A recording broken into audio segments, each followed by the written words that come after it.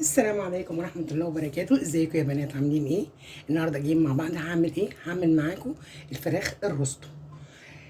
هجيب صدور الفراخ سليمة زي ما هي كده، هنقعها واغسلها كويس بالطريقة اللي انتوا بتغسلوها بيه، ماشي؟ وهصفيها كويس، اللي ما يبقاش فيها اي مية، وبرضك الحاجة اللي هتبلها فيها تبقى ناشفة كويس. دي من ضمن النقط البسيطة المهمة في الفراخ. يعني عارفة لو دي مبلولة ممكن تزفر لي الفراخ. مبلوله ميه انا غسلاها، يعني مش مبلوله ميه حاجه، مش مطرح حاجه، هي مجرد ان هي مبلوله تزفر لي ايه؟ الفراخ. فكده نسمي بسم الله. انا عامله المره دي 3 صدور. انا يعني في الروستو بحب اعمل بكميه، يعني ليه ما بيخسرش معايا. هملحها معلقه ملح، هلفهم كده ومش بربطها يا بنات. اللي بيحب يربطها يربطها، بس انا بصراحه ما بحبش اربطها. ليه؟ بحس ان هي لما هتكبب كده وتستوى هتبقى تخينه، اخرط هتديني خرطه حلوه.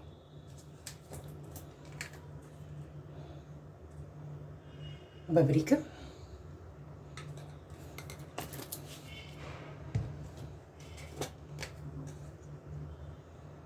ورشه فلفل اسود،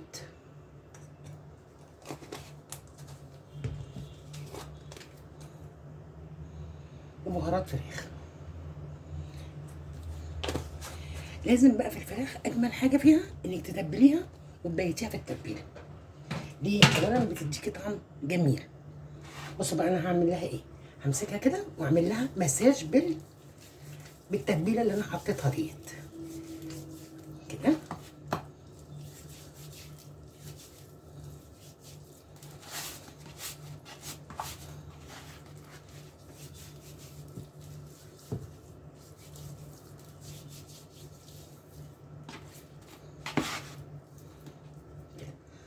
هغطيهم وهبيتهم في التلاجة للصبح. طب انا جايبه النهارده وعايزه اكل النهارده، تبليهم واركنيهم في التتبيله ساعتين على الاقل او 3، لان كل ما بيقعدوا في التتبيله كل ما بيدي طعم اجمل. هتبلهم، هبيتهم وارجع لكم.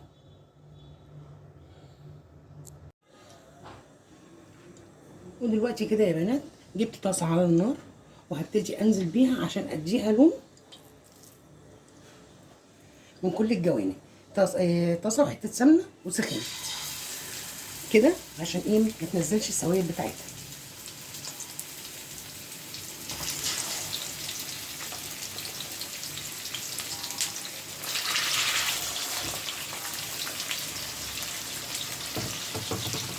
هسيبها على الجنب دوت، مش هقلبها لغايه ما تاخد لون. اول ما تاخد لون هبتدي اقلبها.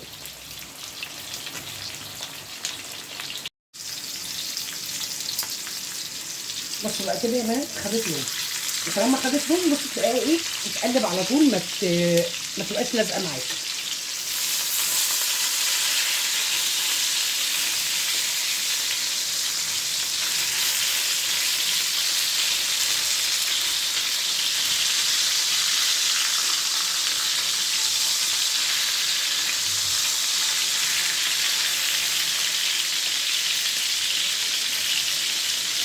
نخليها برضك تاخد لون من الناحيه التانيه.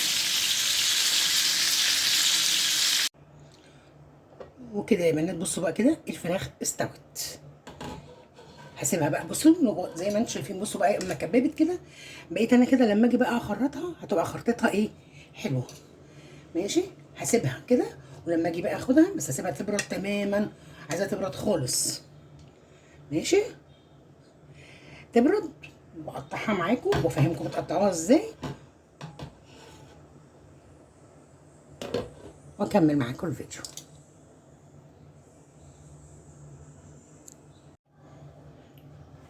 وكده يا بنات انا سبت الفراخ بردت خالص. حضرت بقى العيش الفينو عشان ابتدي اعمل السندوتشات، وهبتدي اخرط. اولا بتجيبي سكينه حاميه، ليه؟ عشان تنزلي تخرطي كده ايه على طول كده.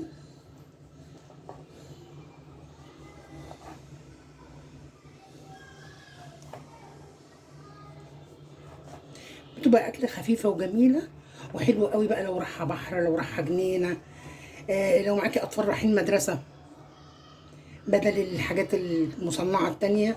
والله ومش هتتكلف معاكي زي الحاجات التانيه، وكفايه ان انت بتاكلي العيال حاجه صحيه. هجيب بقى كده العيش الفينو وهبتدي ارص كده.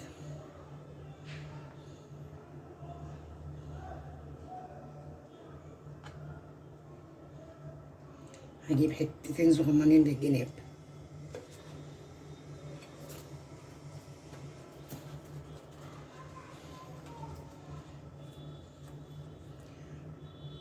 ولو انتوا مثلا قاعدين في البيت ومستصعبه ان انت سندوتشات الا كلها في البيت، اعملي بتاع دوت، اعملي جنبها حبه مكرونه اديها للاولاد، ريحتها تحفه تحفه، جميله جميله، لازم يا بنات تجربوها.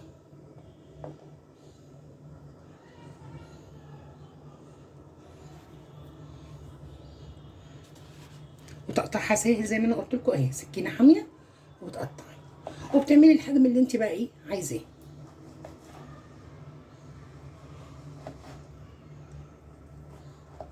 هحشي بقيه السندوتشات واوريكم بقى ايه الشكل النهائي. تخيلي بقى لو عندك حد وجايلك على الفجأة ودي انت مسويها وحطاها في التلاجة، وتعملي بقى حبه السندوتشات دول كده في دقيقه، تخشي تطلعي تعملي حبه سندوتشات. يعني يا دوبك ايه، تعملي بطاطسايه محمره جنبها، خرطي طماطم وخيار، حبه مخلل، مايونيز، كاتشب، اللي بتعرفي تعمليه بسريع اعمليه، اللي موجود عندك في التلاجة قدميه. فكده يلا بقى كملوا وارجع لكم تاني اوريكم الشكل النهائي.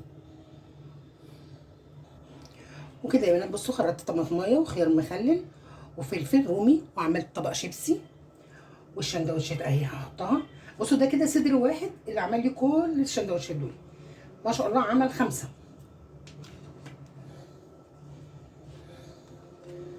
ماشي.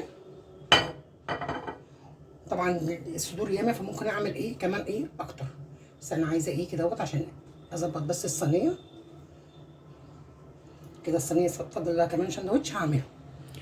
وعملت كمان يا بنات المايونيز، المايونيز انا اللي عاملاه.